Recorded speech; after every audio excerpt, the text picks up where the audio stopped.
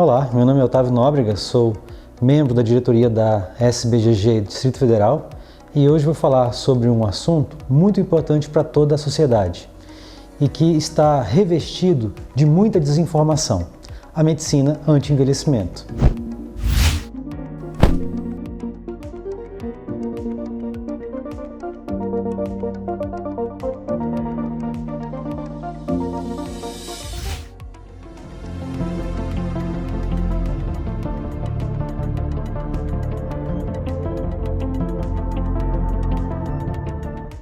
Falaremos hoje sobre a prática de uma medicina questionável e até mesmo condenável, se pensarmos que quase sempre ela se dá sem um embasamento científico apropriado ou a despeito de evidências em contrário a essa prática. Estamos falando da medicina anti-envelhecimento, ramo médico que se autoproclama como, abre aspas, redefinidor da medicina moderna, ou que, aspas novamente, amplia os limites da assistência médica tradicional. Sempre assim, sugestionando estar na vanguarda, segundo palavras do próprio site da maior e mais atuante associação sobre o assunto, que é a American Academy of Anti-Aging Medicine. No entanto, esse ramo médico é tão obscuro e tão presunçoso que nem mesmo essa organização se atreve a estampar de forma clara em seu website uma definição do que ela adota como sendo medicina anti-envelhecimento, que em geral, sabemos, são aquelas práticas clínicas que pretendem evitar o processo de envelhecimento ou limitar seus efeitos como se isso fosse possível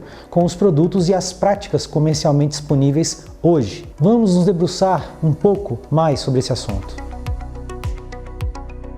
E para começo de conversa, se algum ramo da medicina se debruça sobre o manejo das doenças relacionadas à idade e se dedica a promover e melhorar a longevidade humana, esse ramo é a geriatria. Já falamos um pouco sobre esse ramo da medicina em um vídeo anterior aqui do nosso canal, e na ocasião dissemos que a palavra geriatria foi inventada pelo médico Ignaz Nasher, um imigrante nascido em Viena, mas radicado nos Estados Unidos. Se, por um lado, Nasher é considerado o pai da geriatria, é importante que se diga que essa paternidade é compartilhada com outra pessoa, que foi Marjorie Warren, considerada como a mãe da geriatria. A doutora Warren assumiu em 1936 a responsabilidade por um centro clínico no condado de West Middlesex, na Inglaterra, onde revisou sistematicamente várias centenas de pacientes internados. Muitos dos pacientes eram idosos e enfermos. O que a doutora Warren fez foi basicamente conciliar duas práticas clínicas. A primeira, centrada nos cuidados necessários para o manejo das doenças que os internos apresentavam, incluindo aí um diagnóstico correto, uma medicação adequada, um acompanhamento clínico da evolução da pessoa. A segunda, centrada na reabilitação da pessoa ou na adequação das suas condições de vida para que o paciente voltasse a gozar de alguma independência funcional e de alguma autonomia que fosse possível, inclusive fornecendo a reabilitação e os equipamentos apropriados. Assim, ela passou a dar alta clínica a muitos pacientes e iniciou um profundo processo de modernização das enfermarias inglesas, melhorando assim o moral dos pacientes e das equipes de saúde também. Em dois trabalhos seminais que escreveu, ela defendeu a criação de uma especialidade médica em geriatria, que fossem inauguradas unidades geriátricas especiais em hospitais gerais e que o ensino da medicina sobre o cuidado dos idosos fosse difundido. Percebe-se assim que a geriatria, ao ser reconhecida como uma especialidade médica, não nasce prometendo devolver a saúde ao enfermo, ou perpetuar a vitalidade do jovem, ou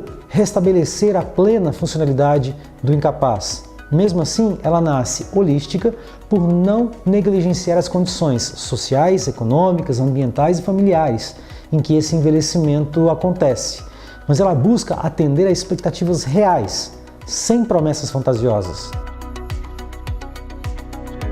Já a medicina anti-envelhecimento se propõe a tratar as causas subjacentes que levam ao envelhecimento, visando, segundo suas próprias palavras, aliviar ou prevenir qualquer alteração da nossa fisiologia que leve a uma doença relacionada à idade. É dito ainda que o objetivo da medicina anti-envelhecimento é estender o tempo de vida saudável dos seres humanos, mantendo ao máximo a independência e a vitalidade das pessoas. Mas já não seria esse o objetivo da geriatria? Como vimos no início da nossa fala, a geriatria passou a ser reconhecida e respeitada como área médica quando demonstrou prestar um benefício inequívoco à saúde, para a qualidade de vida das pessoas. Não parece haver benefícios claros que sejam atribuíveis à prática da medicina anti-envelhecimento, a não ser talvez por uma sensação meramente ilusória, diga-se de passagem, quando muito produzida na seara da psicologia, pelo fato de a pessoa sentir estar sendo tratada, sendo talvez por isso que o anti-envelhecimento não é uma especialidade clínica reconhecida pelas grandes e sérias associações médicas no mundo. E só para completar esse raciocínio, quando a medicina anti-envelhecimento diz que busca entender causas subjacentes que levam ao envelhecimento, ora, essa é na verdade o objetivo central de uma outra ciência, nova, porém já existente, que é a gerociência, uma vertente biológica da gerontologia, também conhecida por muitos como biogerontologia, que foi fundada para buscar justamente compreender e intervir, buscando manipular mesmo as vias bioquímicas clássicas e conservadas que aparentemente podem produzir uma maior longevidade. Essas vias bioquímicas, biológicas, existem e estão sendo estudadas, mas repito, a gerociência é nova e até o momento vem produzindo seus primeiros resultados com animais e micro-organismos apenas. E a pergunta que fica aqui é novamente o porquê. Por que a medicina anti-envelhecimento atribui a si própria a função de estudar aquilo que outra ciência já estuda? Tudo leva a crer que se trata de um movimento médico que busca basicamente legitimar as suas práticas, mesmo que não fundamentadas em comprovações clínicas sérias, sob uma roupagem sedutora que tenha apelo mercadológico e que desperte interesse a um público crédulo, tendente a acreditar naquilo que se apresenta como a última novidade da medicina e susceptível, de repente, a promessas de uma medicina de resultados. É importante lembrar que, enquanto medicina, estamos falando de um exercício clínico, de uma prática profissional que realiza intervenções sobre a saúde de uma pessoa e que deveria ser com base em comprovações científicas disponíveis. E também em não provocar malefícios sobre a saúde das pessoas. E é aí que está o problema. Não há comprovação científica alguma de que os produtos hoje existentes em drogarias, farmácias de manipulação ou casas de suplemento sejam eficazes para retardar o envelhecimento das pessoas ou para estender a longevidade humana. Não há. Simplesmente não chegamos a esse estágio de desenvolvimento científico ainda. No máximo, o que existe é um punhado de evidências obtidas com as gerociências em modelos animais ou em cultura de células ou com micro-organismos que, por mais animadores que sejam, não substituem os testes feitos com humanos para avaliar a segurança e a eficácia desses produtos e intervenções. Então, como se pode praticar uma medicina apenas baseada na presunção de que um produto faça efeito? Além de tudo isso, existe ainda a questão de que há o princípio da não maleficência, ou seja, de que nenhuma prática médica deve provocar males que superem os benefícios esperados. E isso é frontalmente ferido pela medicina anti-envelhecimento. E vamos ilustrar aqui esse cenário que eu acabei de mencionar, considerando a questão dos hormônios bioidênticos. Hoje em dia, uma prática corrente na medicina anti-envelhecimento consiste na prescrição de hormônios como fonte de juventude.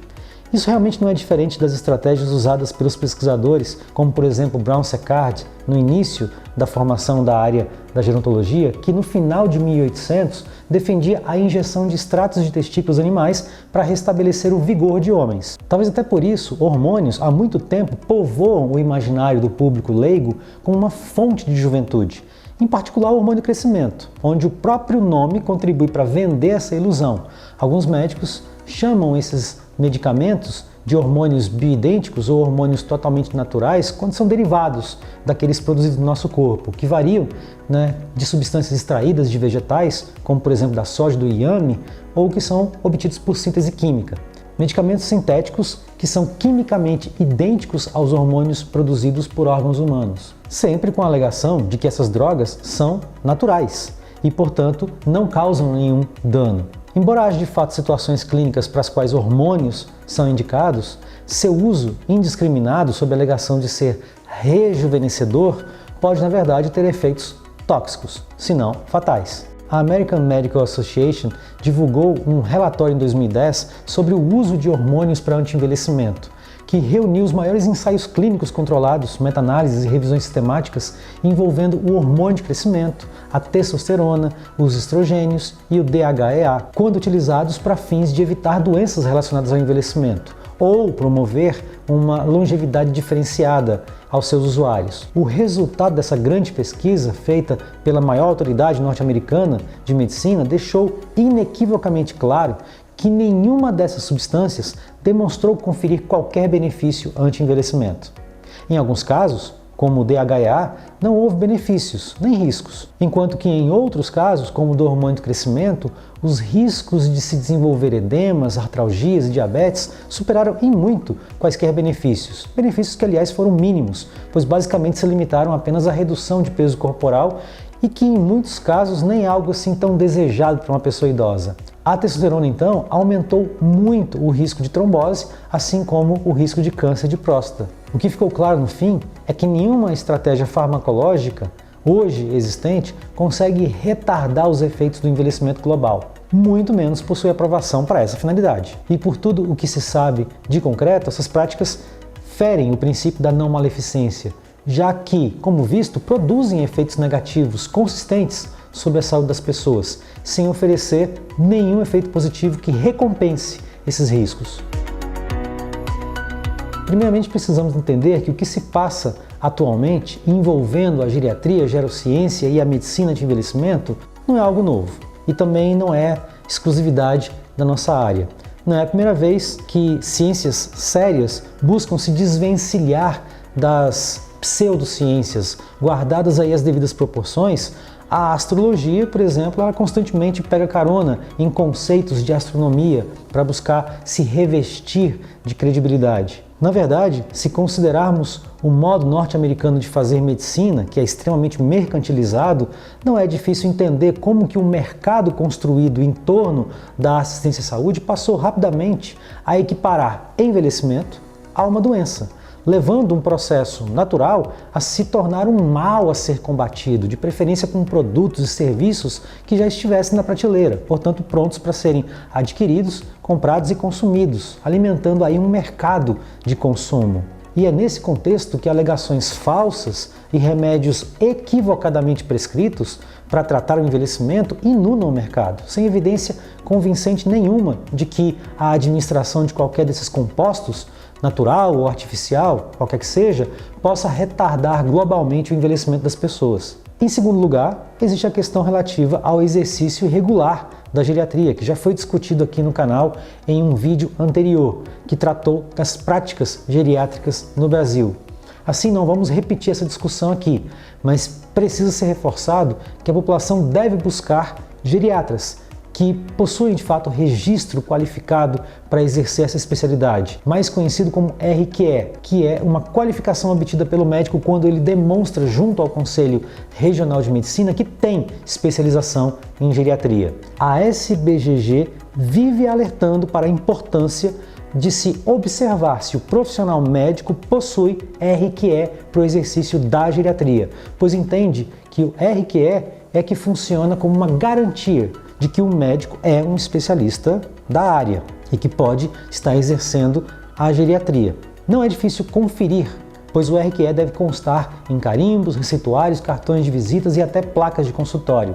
E não custa lembrar que exercer uma especialidade médica sem ter um RQE é uma infração ética. Por fim, para o profissional médico que pretende fazer uma assistência fundamentada, sugerimos que, ao ser consultado pelo paciente sobre alguma abordagem anti-envelhecimento, que aproveite essa oportunidade para realizar um trabalho de educação em saúde, para descobrir quais são as preocupações do seu paciente e também para assegurar que ele não precisa pagar por produtos caros ou ineficientes para manter uma boa saúde geral e ajude esse paciente a construir e a executar um plano para atingir as principais metas de saúde que ele deseja. Agradeça ao paciente por buscar se aconselhar contigo antes de se decidir por tomar qualquer produto por conta própria e trabalhe com ele, com ela, para produzir um programa personalizado de prevenção e de tratamento baseado na melhor evidência disponível. Da parte agora de quem procura uma assistência à saúde, fique atento aos clichês e chamarizes daqueles que praticam o charlatanismo na medicina. Não se deixe seduzir por chamadas apelativas. Cuidado com frases de efeito do tipo descoberta científica nova, produto exclusivo, ingrediente secreto. Você tem que desconfiar sempre que tentarem te vender remédios centenários dizendo que são confiáveis apenas porque resistiram à prova dos tempos. Isso não quer dizer muito. Ou quando te disserem que um produto não tem reações adversas ou que promete efeitos que parecem bom demais para serem verdade, quase sempre precisam ser desconfiados. Há também, infelizmente, o hábito de se propagandear um produto usando a imagem de pessoas bonitas ou de celebridades, além de também ser comum que profissionais lancem mão de sua autoridade como médico para certificar que determinado produto funciona, apesar de todo o conjunto de evidências e opiniões em contrário. O envelhecimento saudável ele é possível e ele acontece com frequência, mas não costuma depender de uma lista cara e extensa de produtos que se adquirem em drogarias ou em lojas ou pela internet e nem mesmo depender de uma batelada de exames laboratoriais. Ficou com alguma dúvida? Deixe nos nossos comentários. Você pode nos seguir nas redes sociais para ter acesso a mais conteúdos com informações e embasamento científico adequado. Até a próxima!